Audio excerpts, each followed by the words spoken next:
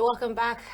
This is the Signature Morning on Signature TV. We're going to be diving right into the review right now. And we have, as usual, our in-house reviewer, Chris Maduka. Good morning, Chris, and welcome. Good morning, Belinda. And good morning, dear listener viewer. Today is just so calm, the way you sounded this morning.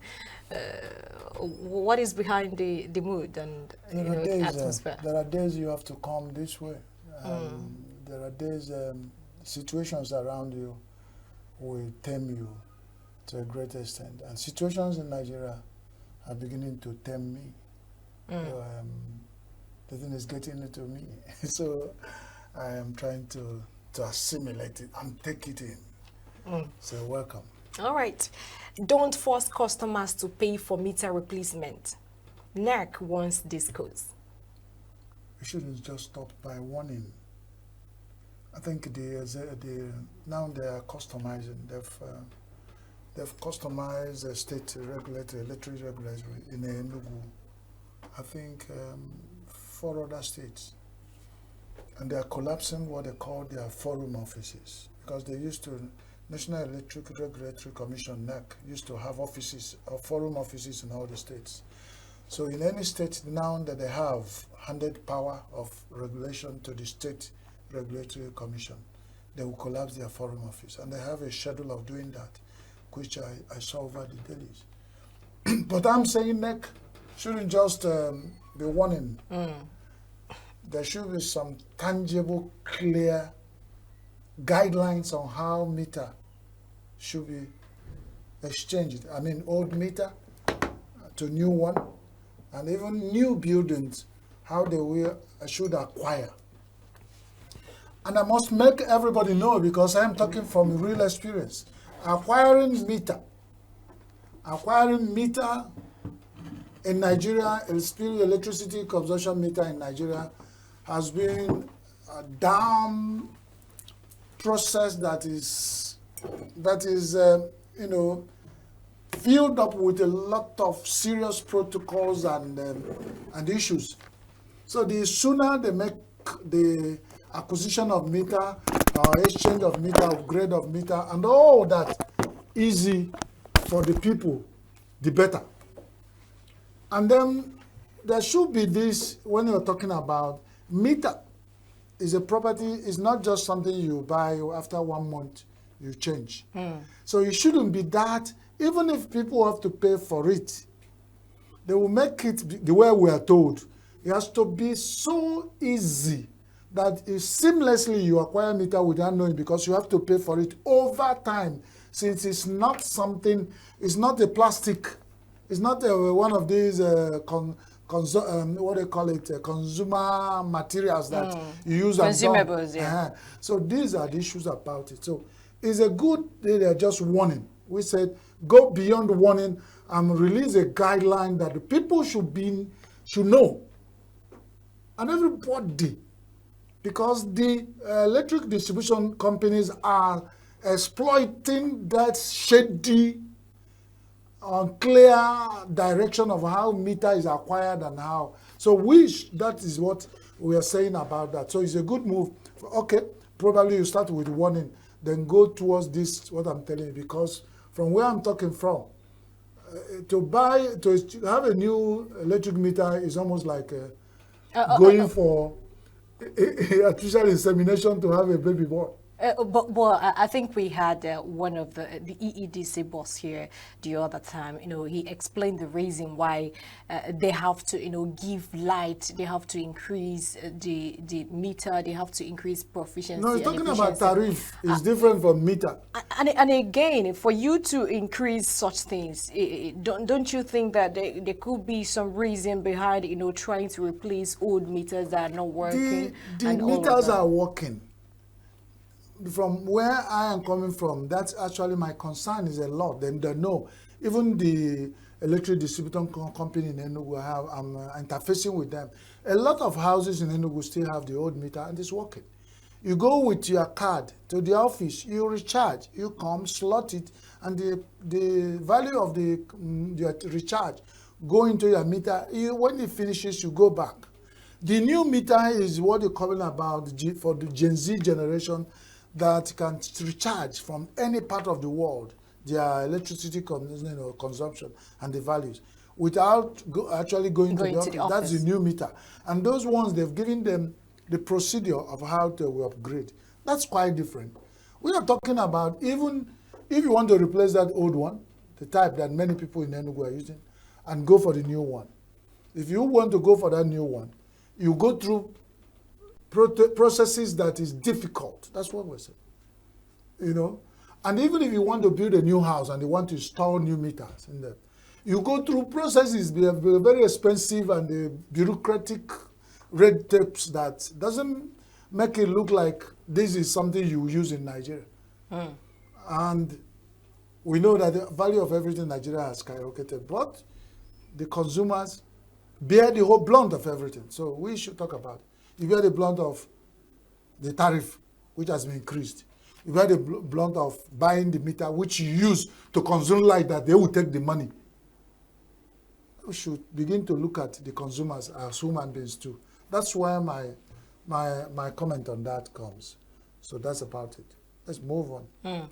Presidency, yesterday you talked about Obasanjo, the way you held him, and of course you said a lot of good things about his regime and all of that. But it seems as if everyone is against Obasanjo. Ohaneze has come out and Ohaneze, Arewa groups, other people, chieftains, they come out to say your own regime was worse than Tinubu's regime. And you don't have what it takes for us to emulate you. You're not ideal leader to emulate. You don't have the right to come out to advise dear presidents this time around. What is your take on this? Well, my take is very simple. We have had a retinue of presidents, ex-presidents. If the presidency of Ahmed Tinubu, did not see any one of them to emulate, there's something is wrong. And they're creating attack dogs for anybody who offered to give an advice to your government. It's marks of complex. You know what I mean? When somebody is, if you feel you are not confident, you always attack. I don't want to see this present government as that. And all the people working for this government have complex issues. They don't have any moral ground to tell OBJ what they're saying. Whoever they bought to tell this, they don't have any moral ground. Obasanjo has a right to say, things are not going well. It's an advice you take. He didn't come. He's not protesting. It's not like he's any of these protesting groups where you say they are terrorists. No. The man sat down, wrote you a letter. You can reply. And this reply, I don't think this is the tone of his letter, the way he's been attacked now. If he had attacked the presidency this way, and then forcing them to take his advice, well, you return back and say fire for fire. Something I will tell you that happened. During the days of Azikiwe, there's so young people, we Africans, and where you are paid to work for a government, you use that opportunity to insult an octogenarian like Obasanjo, and you're a young Nigerian, probably working in this present government, and you think your job is to attack Obasanjo and call him names. There's something Azikiwe told Chubo Kadibo, for those who were alive then, and they experienced it then now. He said, well, in Africa, young people are supposed to respect the elders. And your father, no matter how wrong he is, can tell you certain things. There are certain things you cannot tell him back. You can only say, Dad, it's because you're my dad, though. In Igbo, you said, Anya na solo nna. Anya na solo daddy. But it is his position to really talk to anybody who is taking in governance position in Nigeria.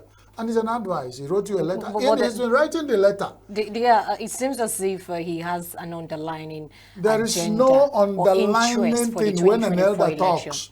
The elder talks, you pick what you want to pick. If you pick underline, I didn't see underline. People are saying the response is what we are reviewing today. We are not reviewing what he said, because we reviewed what he said last time. The response from the presidency is what we are reviewing. We said the approach of this kind of attack on anybody who said anything against the presidency is not the best thing. That's not the only thing. Okay, you did not see his government to emulate. He didn't say emulate me. He has not positioned himself as a saint. He didn't say he doesn't have any fault in him. But he is pointing out what is of now. And you are going back to yesterday and said, then there's something that happened in Imo State. A woman sells beer. And, I've told that story here. One man used to go there to patronize the woman. He says he runs a joint, beer parlor. And he always have a way of bringing the young girls, her daughters, as one of the selling points. People come there, look at them. But this particular very serious customer comes. The woman who runs the joint said, okay, I want to entice the man. The man boned. He didn't look the woman's way. He told one of the girls to go and entice the man. The man boned. He didn't give in until he tried all the girls. No, the man said, I came to drink beer, not to... And the woman broke. I said, Achi di nwa nwa m arịghị mma. Achi nwe nwa m arịghị mma. Cheta nwa m arịghị mma. Ị akwararị anwụ onwe m arịghị mma. If Obasanjo government arịghị President Tinubu government mma, the Yaradua and Goodluck Jonathan arịghị mma. The days of Balewa, government of Balewa, the Prime Minister and the President General Azikiwe Des arịghị mma.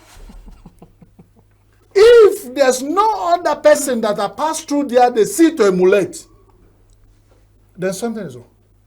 They shouldn't open mouth and start attacking, because once you begin to attack and respond to every dog that barks at your government, then you means that you are just positioned, sharpen your mouth to be responding to criticisms. That is not a wrong approach. That's my view on it.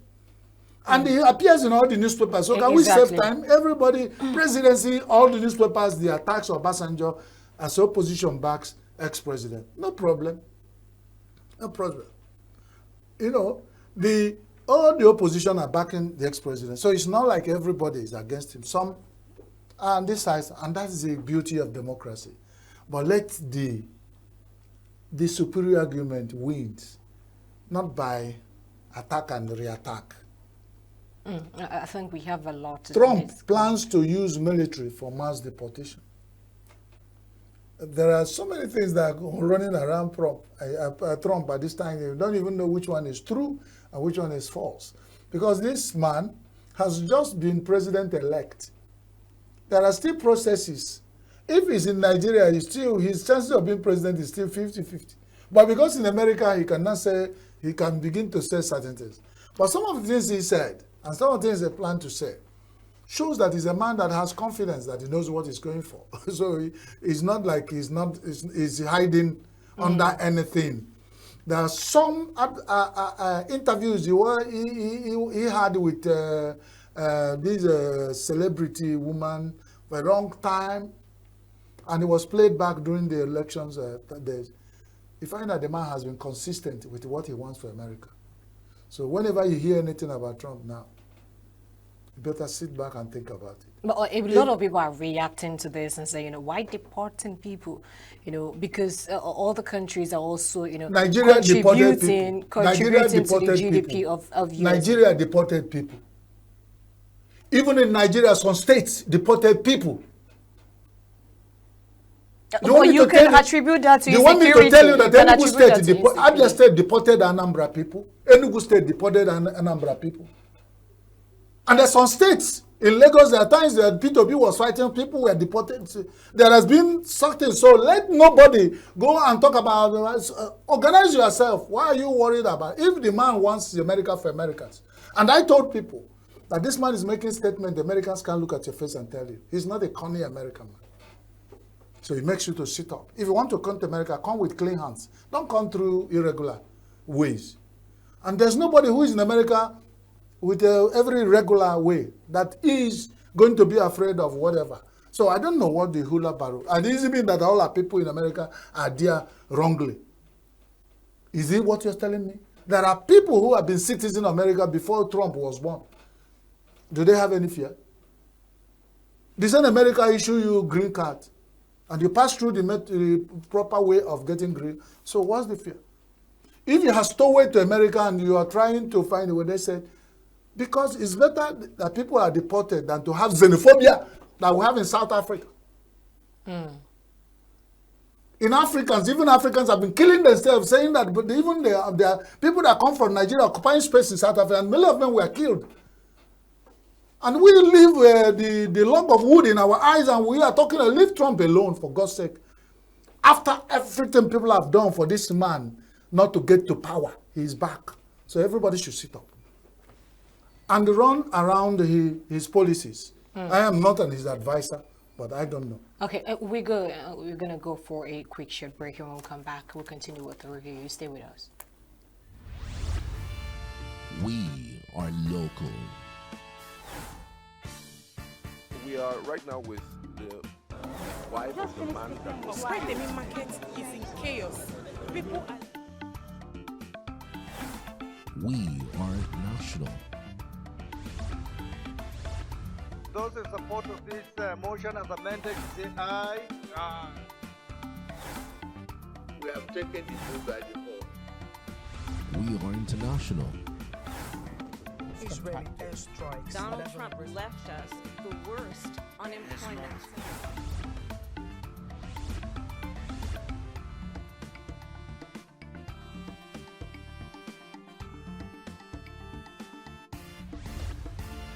Signature TV, news in your pocket. We're glad to have you back. We'll continue with the review. Chris Maduka, you were talking before about the deportation, from Trump's own view.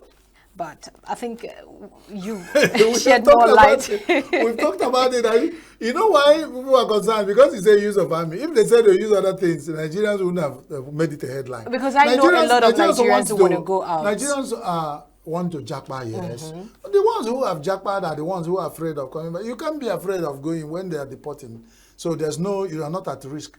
And because it's army that is involved, and it's American army, evidently maybe American Marine, they know they're not to be compromised. So everybody should sit up. And then let Americans worry about Americans. Let Nigerians worry about Nigeria. We have more problems here now Nigeria. To think about. Dangote refinery $6 billion to import crude. I mean, I'm beginning to wonder, is it that he's tired of refining our own? He's Why importing is he crude. Importing crude? If he's the seeking crude, for if the crude. billions of dollars to import. I said the oil and gas industry in Nigeria is littered with, the more you look, the less you see. But there are likely things that we can talk about when you have headlines like this to review. If Dangote is not getting enough crude to refine, and it's not only Nigeria that drills, sells, gives on loan, steals, and doing round the robin with the crude. It's not only Nigeria. We have other countries of the world who have supply of crude oil that Nigeria can finish in 200 years. So those ones are also looking for market. Unlike the world is a free market. If Nigeria is not giving Dangote, that is if, then he is free because he has a refinery. He cannot refine water. He can only refine crude oil. So if what they are giving him in Nigeria is not enough, he will import crude oil from anywhere he can. And so if he's seeking for the money, I don't know, he's not seeking it from people like us. We don't even have funding to give him. So he's seeking from a higher level. And he might be seeking with joint ventures, people who are ready to invest in his refinery because he has a lot of prospect. But since he's a man who thrives on monopoly, he might want to seek for the money, take out the risk alone, bring in crude from any source, refine and sell. Now that he has reached deal, yesterday we were told he reached deal with Ipman and all the people so they know the deal they reached. My concern in all this is that as a Nigerian, it is not yet to Kuhuru when it comes to that particular product that God has used to bless Nigeria in abundant supply. Why is our blessing a curse? And whoever that is contributing to making our blessing a curse, as you know, I'm not an octogenarian, I'm not the, but I've had some level of power in my number of years I've stayed on this earth to make some pronouncement. It's not going to be well for them because our generation and our children are suffering this pain. We don't deserve it. It's not a mistake that God put so much of hydrocarbon under the earth of Nigeria. It's not. And if our people do not manage it well, because our people say, if you do not lick your lips, and this is time of hammer time. I see your lips are shining. You have taken good care. But if you don't do that, the hammer time will do it for you real good. And that's what is happening. Nigerians are playing with and the people who know the value have crippled under Nigerians. And they know the price. Every Nigerian has a price that you give him a plate of porridge and they will sell off anything. They know. So they now know that if you use whatever somebody loves as a hobby to pay back a debt, whether it's equal to the value, he will accept. He will you take. And that's what's happened to Nigeria. That's why you have there's so much money involved in that industry. It's the liquid gold. And a lot of people who have got in there have turned it like a drug business. Highly sophisticated, robust, and protected. It's not for every man. And they know the level of money involved, and that's why they are doing what they're doing. So Dangote has been initiated into it, so he has joined the league. So whatever they say, let them know that we don't trust them. The final thing we are looking at is when you go to the filling station, the downstream, and say, put a liter of fuel in my car, or put it for me to go and burn my generator, and they say it's 1,000 and until he leaves that.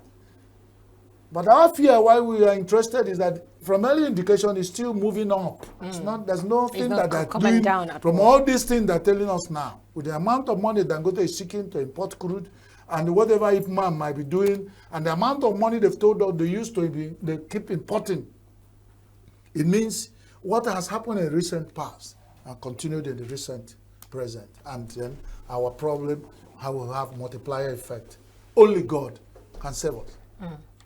5 people have been killed in Anambra, even Abia State, against the sit-at-home issue. But my problem is that we have not had the security operatives come out to say anything, or the government of Anambra State come out to respond to the attack of yesterday. It was really, really bad. I watched the video and there's been the police, commissioner of police at the PRO of Anambra State government, Anambra State police headquarters in Anambra State have confirmed the incident, and they said they have even some people who on the level of said don't quote us, are saying that they are investigating. That's whether they say anything or not. The citizen journalists have witnessed the event and spread it. It has gone around the world in 5 minutes. There's nowhere in the world the news of what happened in Abatete. And what has been happening in several parts of Imo State, it doesn't go to. In fact, before it happens, it's even from Germany, you get all those are Nigerians in diaspora which send us, is this in real? Is it true it's happening? Even you that is in Nigeria. They are the people that first send the WhatsApp messages. Real, organic. It's not photoshopped. So when you see the video making round But why is it that, they are imposing the no sit-at-home order?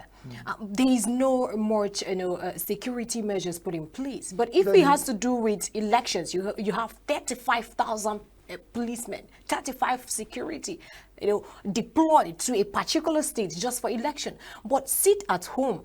You see that these people are just out there on their own, and they say, come out and do your business on Mondays. But there are no security operatives to secure. I've said it somewhere here. There were times the state government and the Southeast have tried, and I must give it to them, they tried. But it's not enough. Because part of what happens, the next morning now, or next Monday, you expect anybody in that vicinity to come out?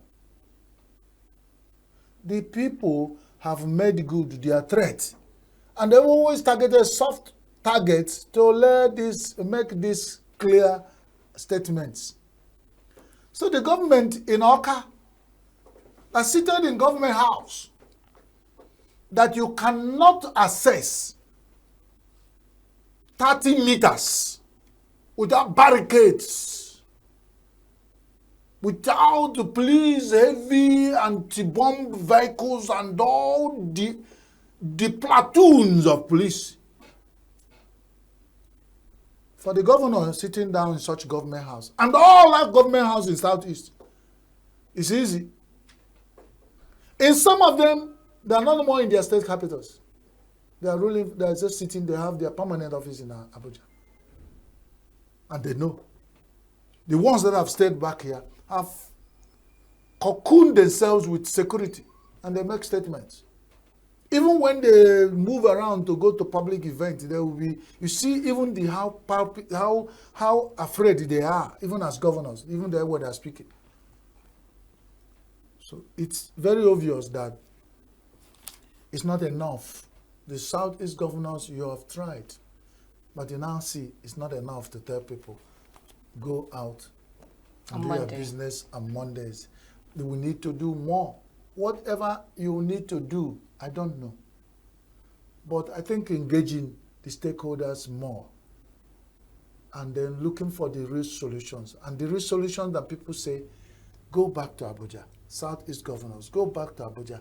A lot of people have spoken and said so many things. Say, if Nnamdi Kanu is released, use it as a test, a litmus test to see whether peace will return to Southeast.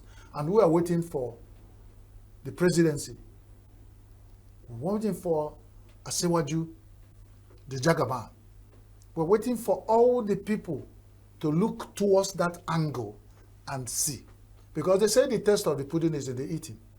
If with what we are suffering here now, the Southeast security is getting worse than the Northwest, Northeast, and whatever that will happen in Northern Nigeria. It's becoming alarming. So the sooner they meet together, and not on party level, which party, the Southeast governors, none of them, I don't think one or two of them are on one party. So the one they go beyond the party to assemble themselves, to think about how to move and appeal to Abuja, that's a rock, to look into the security situation in Anambra and in the Southeast. It's not going to get better soon. Thank you very much, Chris Maduka, for your time this morning.